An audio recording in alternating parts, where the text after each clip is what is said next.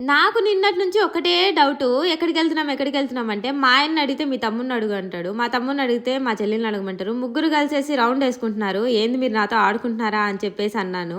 నీకు వెళ్ళిన తర్వాత తెలుస్తుందిలే అని చెప్పి అన్నారు. ఇంకా మా ఆయన్నయితే చాలా నసిగాననమాట. చెప్పు చెప్పు అంటే చెప్పలేదు ఎట్టకేలకు. ఇంకా ట్రైన్ ఎక్కిన తర్వాత నాకంటూ ఒక ఐడియా ఉన్నింది ఎక్కడికెళ్తున్నాము అని చెప్పేసి.